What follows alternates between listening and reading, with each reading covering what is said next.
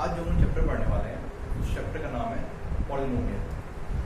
Polynomial में जो chapter है आपका उसमें समझना ये होता है कि पॉलिनोमियल क्या है, कितने टाइप का होता है, डिग्री किसे बोलते हैं, और फिर जीरो ऑफ द पॉलिनोमियल क्या होता है, अल्फा बीटा क्या है, फिर आपका रिलेशन अल्फा बीटा का क्या होता है, ये इस पूरे चैप्टर में पढ़ना है। तो सबसे पहले किसी भी इक्वेशन को हम लोग पॉलिनोमियल में, जो कि जिसे हम लोग पॉलिनोमियल बोलते हैं, वो तीन टाइप का होता है, लीनियर, क्वाड्रेटिक, बाई क्वाड्रेटिक, इस टाइप का होता है। तो इस चैप्टर में सबसे पहले हमें पढ़ना है 1 मिनट।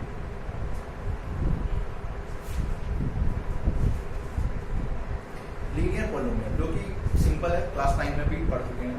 लीनियर मतलब एक लाइन वाला, जैसे 3x + 5, या इसे ax + c के फॉर्म में लिख सकते हैं। c means constant. अगर किसी टर्म कोई इक्वेशन है, कोई पॉलिनोमियल है जिसका की पावर 1 भी नहीं हो, ठीक है, इस इक्वेशन में आप देख रहे हैं पावर इसका 1 भी नहीं है, तो इसका डिग्री जो है वो है 1। इस इक्वेशन में डिग्री क्या है, वो है 1।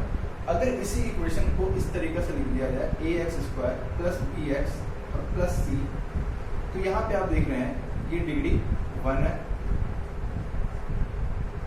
ये डिग्री 2 है, डिग्री 1। तो इस इक्वेशन में आप देख रहे हैं ये डिग्री 2 है, तो पहला वाला जो है वो है लीनियर, दूसरा वाला जो है वो आपका क्वाड्रेटिक। फिर इसी तरीके से होता है क्यूबिक, अगर पावर 3 हो जाए तो वो क्यूबिक। तो आपको नॉर्मली इस चैप्टर में पढ़ना है डिग्री 2, यानी कि आपको पढ़ना है क्वाड्रेटिक, जिसको हम क्वाड्रेटिक भी बोलते हैं, 2a क्वाड्रेटिक, ठीक है। इस चैप्टर में आपको क्वाड्रेटिक के बारे में समझना है। अब सबसे पहले ये समझते हैं अल्फा और बीटा क्या होता है। अगर किसी क्वाड्रेटिक इक्वेशन का वैल्यू 2 निकलता है, या तो पॉजिटिव या नेगेटिव या कुछ भी निकलता है, तो उसे अल्फा और बीटा का नाम इस चैप्टर में दिया गया है।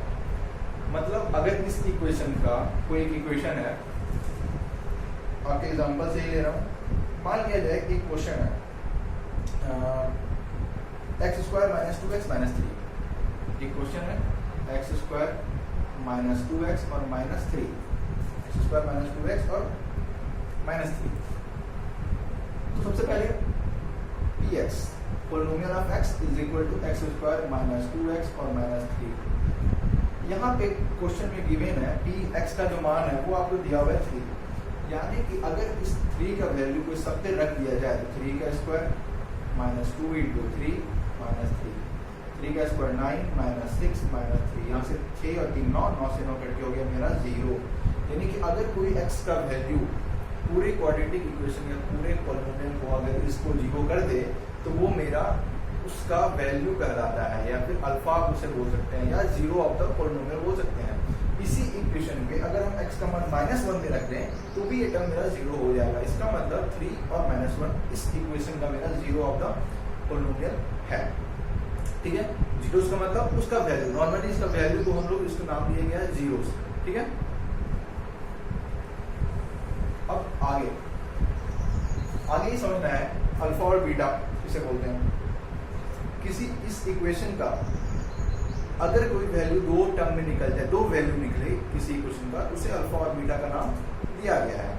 मतलब एक क्वेश्चन आपके बुक का है, ये एग्जांपल नंबर 1।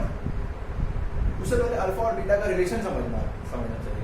पहले पॉलिनोमियल होता क्या है, अगर कोई टर्म ax² + bx और +c = 0 के फॉर्म में हो तो इसे बोलते हैं पॉलिनोमियल, वो भी क्वाड्रेटिक पॉलिनोमियल, ठीक है। अब ये तो आपका हुआ नॉर्मल फॉर्म इसका, और अगर इसी में लिखा हुआ रहे, मान लिया जाए 2 इक्वेशन है। पहला example x² + 7x, x² + 7x + 12, ये एक क्वेश्चन है, ठीक है। एग्जांपल नंबर 1 का क्वेश्चन नंबर 1। तो यहाँ पे आप ये देख रहे हैं जो x² के आगे हमेशा रहता है वो होता है a, x के आगे जो हमेशा रहता है कोई भी नंबर वो होता है b, और बिना कोई x y z का रहता है उसको कांस्टेंट टर्म बोलते हैं, यानी कि c। तो इस इक्वेशन में x² के आगे कोई भी टर्म नहीं है लेकिन 1 है, यहाँ पे a का मान यहाँ पे 1 है। फिर b = x के आगे जो टर्म रहता है उसको बोलते हैं b, x का यहाँ पे 7 है तो b का मान 7, और c का मान जो x y z के बिना हो उससे मान 12। तो यहाँ पे ए बी सी का मान आपको फाइंड हो गया, इसका आगे जाकर के आपको यूज भी करना पड़ेगा, इसलिए ए बी सी को आप यहाँ पे क्लियर रूप से समझिए ए बी सी किसे कहते हैं, ठीक है। अब आते हैं इक्वेशन का थोड़े आगे जाकर के, तो अल्फा और बीटा दो इक्वेशन पे समझना था।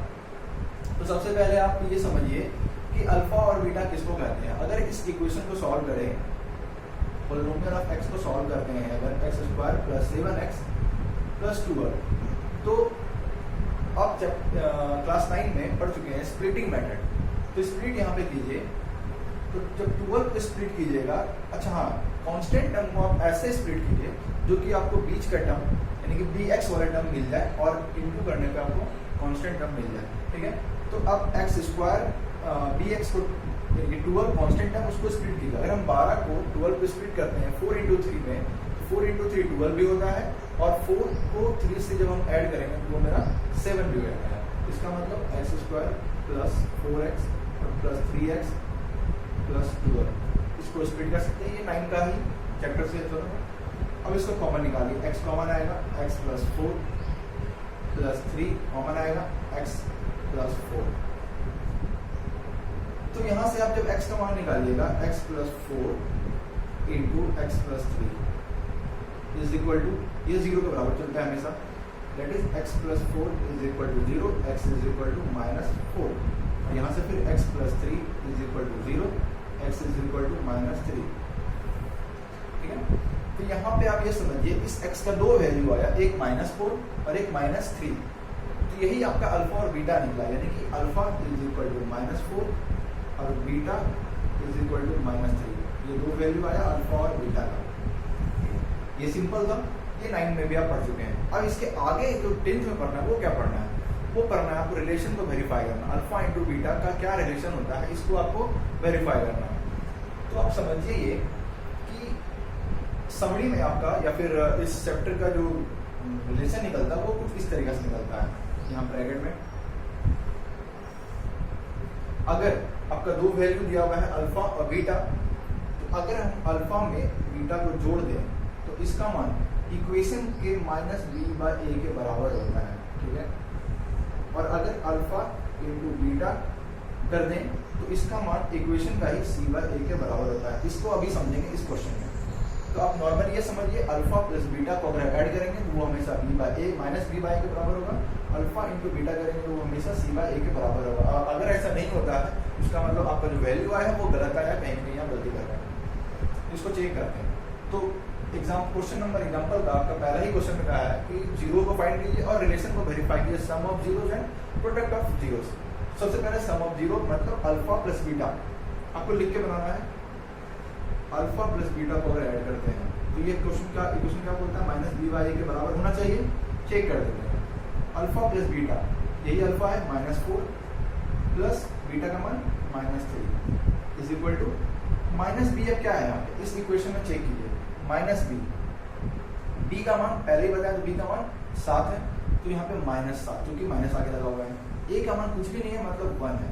तो अब यहाँ से ये देखिए कि 7 4 -4 और -3 को जब ऐड कीजिएगा -7 इज इक्वल टू -7। तो यहाँ पे आप ये देखिए वेरीफाई हो गया, LHS is equal to RHS, alpha plus beta का मान -7 और -b/a का मान भी -7। तो यहाँ से ये देख रहे हैं कि सम ऑफ जीरो का जो वैल्यू मेरा आया था वो सही आया।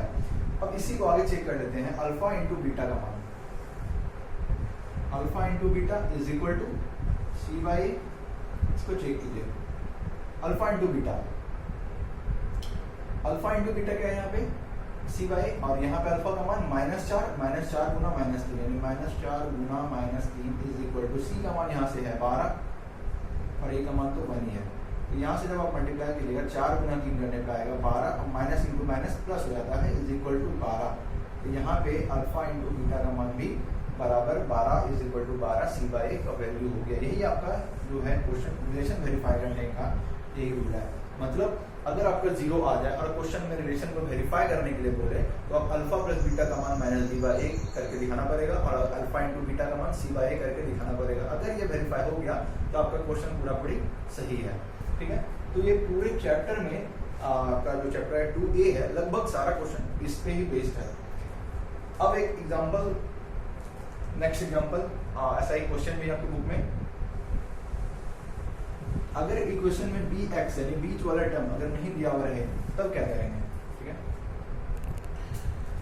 क्वेश्चन है एक्स स्क्वायर माइनस 2, यही क्वेश्चन है, that is p x is equal to x square minus 2, ये इक्वेशन दिया हुआ है, ठीक।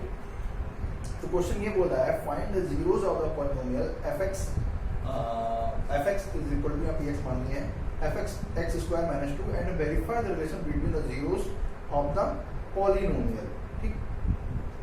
तो यहाँ पे आप इसको ऐसे समझिए, इस एक्स स्क्वायर माइनस 2 को, इसका दो प्रोसेस हो सकता है। पहला प्रोसेस ये देख लेते हैं, इस एक्स स्क्वायर माइनस 2 को हम कुछ इस तरीका से लिख सकते हैं, एक्स स्क्वायर माइनस √2 का स्क्वायर, क्या ऐसा लिख सकते हैं?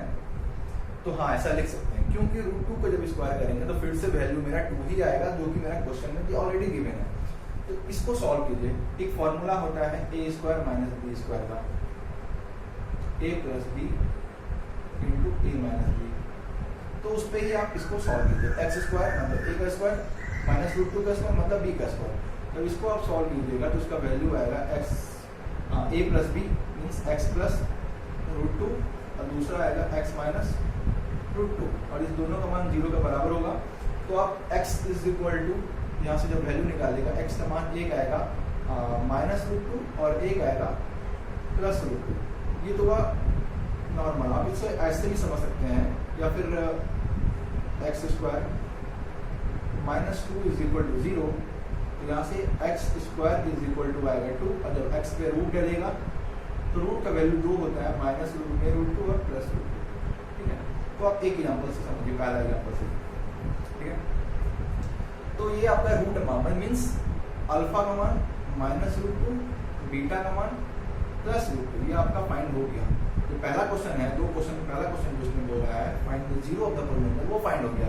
अब रिलेशन को फाइंड करना है, रिलेशन को वेरीफाई करना है। तो रिलेशन मेरा क्या बोलता है, इफ अल्फा प्लस बीटा का मान माइनस बी वाई हो जाए तो रिलेशन वेरीफाई हो जाता है। चेक करके देखते हैं, अल्फा प्लस बीटा, तो अल्फा का मान माइनस √2 प्लस बीटा का मान plus √2 is equal to minus, चूंकि इस क्वेश्चन में कहीं पे भी बी नहीं है, जो यहाँ जो हम लिखते थे टर्म बी एक्स वाला टर्म, वो बी एक्स प्लस सी और एक्स स्क्वायर प्लस, यहाँ पे कहीं पे भी क्वेश्चन में बी एक्स वाला टर्म है ही नहीं, मतलब बी का मान 0 है। तो जब b का मान 0 है तो माइनस 0 बाय यहाँ पे 1, x का मान 1 है यहाँ पे, तो 0 बाय 0 ऐसे भी √2 से √2 कट गया, 0 0 इज इक्वल टू 0, ये मेरा पहला वेरीफाई हो गया। दूसरा अल्फा इंटू बीटा को वेरीफाई करके चेक कीजिए, वो भी सही आता है या नहीं आता है। अल्फा इंटू बीटा का मान होता है c/a, मतलब अल्फा का मान आपका यहाँ से हो गया माइनस √2 इंटू बीटा का मान √2 इज इक्वल टू c, यहाँ पे क्या है, c का मान क्वेश्चन में दिया हुआ है 2 -2, क्योंकि आगे माइनस लगा हुआ था, तो c का मान -2 और a का मान यहाँ पे 1, जब इसको मल्टीप्लाई कीजिएगा √2 इंटू √2, इसका मान आ गया आपका जाकर √4 का जो वैल्यू होता है वो होता है 2, और ये माइनस लगा हुआ है इसलिए -2 इज इक्वल टू -2, क्योंकि √2 इंटू √2 करने पर √4 आता है, और √4 का वैल्यू 2 और साथ में माइनस भी है, इसीलिए आंसर आएगा -2, और यहाँ से -2/1 यानी कि -2। यहाँ से आप ये देखिए अल्फा इंटू बीटा का मान भी वेरीफाई हो गया, ये पहला अल्फा प्लस बीटा का, ये दूसरा अल्फा इंटू बीटा का, दोनों क्वेश्चन का आप ये देखिए H is equal to R verify हो गया, ठीक है। तो पूरा चैप्टर लगभग 2A आपका इस पे ही बेस्ड है, find the zero of the polynomial and relation between alpha and beta and alpha into beta को आपको वेरीफाई करना है। तो आप चैप्टर नंबर 2 एक्सरसाइज नंबर 2 को आप इसको यूज करके आप बना सकते हैं, लगभग सारा क्वेश्चन आपका ऐसे ही बनेगा। तो एक बार 2A को ट्राई कीजिए, और फिर नेक्स्ट वीडियो में देखते हैं आगे अल्फा बीटा गामा 3 चीज़ दिया रहेगा, तो फिर इसको कैसे सॉल्व करना है ये आगे चैप्टर नेक्स्ट चैप्टर में देखते हैं।